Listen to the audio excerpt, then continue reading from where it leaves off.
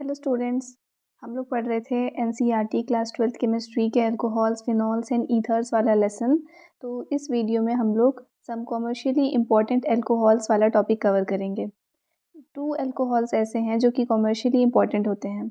एक तो है मिथेनॉल और दूसरा है इथेनॉल। तो इन्हीं दोनों अल्कोहल्स के बारे में आपको पढ़ना है इस बुक में। फर्स्ट दिया है मिथेनॉल के बारे में। तो मिथेनॉल, जिसको कि CH3OH लिखते हैं, फॉर्मूला है इसका। इसको वुड स्पिरिट भी कहा जाता है। इसका प्रोडक्शन जो है वो फर्स्ट टाइम हुआ था destructive distillation of would say. आज के डेट में मिथेनॉल जो है वो कैटालिटिक हाइड्रोजिनेशन से बनाया जाता है कार्बन मोनोऑक्साइड के हाई टेम्परेचर एंड प्रेशर पे। और कैटलिस्ट यहाँ पे प्रेजेंट रहता है zinc oxide and chromium oxide. तो हाई टेम्परेचर और हाई प्रेशर चाहिए, तब जा कर के कार्बन मोनोऑक्साइड जो है उसका हाइड्रोजिनेशन होता है। अब देखो, ये कार्बन मोनोऑक्साइड है। Hydrogenation means addition of hydrogen. तो यहाँ पे हाइड्रोजन ऐड करना है। टेम्परेचर यहाँ मेंशन्ड है, प्रेशर यहाँ मेंशन्ड है और कैटलिस्ट यहाँ पे मेंशन्ड है। क्या करेंगे, इन दोनों का जैसे रिएक्शन होगा तो मीथेनॉल फॉर्म हो जाएगा। ये जो मीथेनॉल है वो एक कलरलेस लिक्विड होता है। इसका बॉइलिंग पॉइंट 337 केल्विन होता है और ये हाईली पॉइजनस है नेचर में। इसका अगर स्मॉल क्वांटिटी भी हम लोग इनहेल कर लें या फिर जैसे हमारे बॉडी में किसी भी ज़रिए वो पहुंच जाए तो उससे ब्लाइंडनेस हो सकता है। और अगर लार्ज क्वांटिटी में पहुंच जाए तो इवन डेथ कॉज कर सकता है।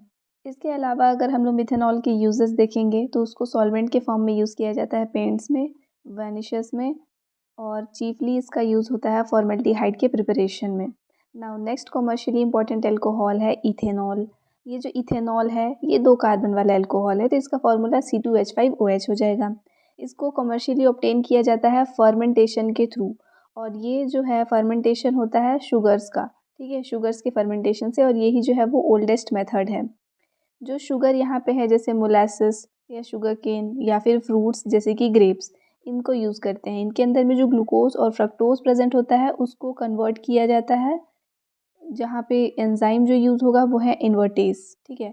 क्योंकि ग्लूकोज एंड फ्रक्टोज जो है वो दोनों कंबाइन होकर के तो शुगर बनाते हैं।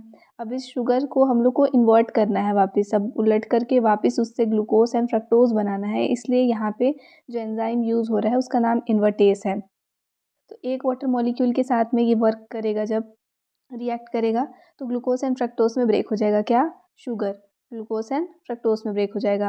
अब नेक्स्ट क्या होगा कि जाइमेस एंजाइम के प्रेजेंस में ये जो भी ग्लूकोज या फ्रक्टोज है, क्योंकि ये दोनों जो हैं वो दोनों का ही फॉर्मूला देखो C6H12O6 होता है, बस स्ट्रक्चरल डिफरेंसेस है दोनों में। एक एल्डोज शुगर है और एक कीटोज शुगर है। तो ये दोनों क्या होता है कि सेम जाइमेस एंजाइम के प्रेजेंस में इथेनॉल फॉर्म कर लेते हैं एंड कार्बन डाइऑक्साइड गैस जो है वो रिलीज हो जाता है।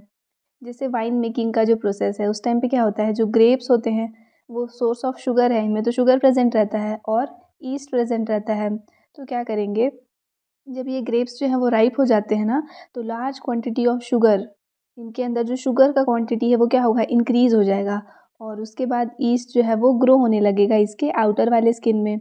और जैसे ही हम लोग इसको क्रश करेंगे, इस ग्रेप्स को जैसे ही क्रश किया जाएगा तो इसके अंदर का जो शुगर है वो बाहर आ जाएगा। और आउटर स्किन में जो ईस्ट ग्रो हो रहा था वो इसके साथ रिएक्ट करके फर्मेंटेशन स्टार्ट कर देगा। इस फर्मेंटेशन के वजह से जो है इथेनॉल फॉर्म होता है। ये जो फर्मेंटेशन है वो हमेशा एनारोबिक कंडीशंस में कराया जाता है, यानी कि एयर के एब्सेंस में कराया जाता है। और कार्बन डाइऑक्साइड गैस जो है वो इस प्रोसेस के टाइम पे रिलीज़ होता है, फर्मेंटेशन के टाइम पे। अब ये जो जाइमेस एंजाइम है ना, उसका वर्क ये है कि वो इनहिबिट करेगा किस चीज़ को, तो जब मोर देन 14% शुगर जो है वो अल्कोहल में कन्वर्ट हो गया है तब जाइमेस एंजाइम जो है वो रुक जाता है, वर्क करना बंद कर देता है। अगर एयर के प्रेजेंस में फर्मेंटेशन करा दिया जाए तो ये होगा कि ऑक्सीजन जो है वो एयर में मतलब ऑक्सीडाइज हो जाएगा। एयर में जो ऑक्सीजन ऑक्सीजन प्रेजेंट होता है उसके वजह से इथेनॉल जो है वो ऑक्सीडाइज होकर के इथेनोइक एसिड फॉर्म कर लेगा। और ये जो इथेनोइक एसिड है वो अल्कोहलिक ड्रिंक्स जो भी होते हैं उसके टेस्ट को डिस्ट्रॉय कर देता है। इसलिए यहाँ पे जो हम लोग ऑक्सीडेशन करा मतलब जो इसका फर्मेंटेशन करा रहे हैं वो एनारोबिक कंडीशंस में करा रहे हैं। जो इथेनॉल है वो कलरलेस लिक्विड होता है जस्ट लाइक मीथेनॉल। इसका बॉइलिंग पॉइंट 351 है। अगर आप मीथेनॉल से कंपेयर करोगे तो मीथेनॉल का जो बॉइलिंग पॉइंट था वो 337 केल्विन था, यहाँ पे देखे थे 337 था। उसके कंपैरिजन में इसका जो बॉइलिंग पॉइंट है वो ज़्यादा है, 351 है। इसका यूज़ किया जाता है सॉल्वेंट के फॉर्म में ही पेंट इंडस्ट्रीज़ में और बहुत सारे दूसरे कार्बन कंपाउंड्स के प्रिपरेशन में। कॉमर्शियली इस अल्कोहल को अनफिट बना दिया जाता है ड्रिंकिंग के लिए by adding some amount of copper sulphate, जो कि इसके क्या करता है, इसको कलर दे देता है, क्योंकि ये तो कलरलेस है, तो जब इसमें कॉपर सल्फेट डालेंगे तो ये कलर दे देता है उसको। और साथ ही में पिरिडीन डाल देते हैं जो इसके स्मेल को बेकार कर देता है। ठीक है, फाउल स्मेलिंग लिक्विड है तो इसके स्मेल को बेकार कर देता है, यानी कि ये अब अनफिट हो जाता है ड्रिंकिंग के लिए। इस प्रोसेस को बोलते हैं डीनेचुरेशन ऑफ एल्कोहल।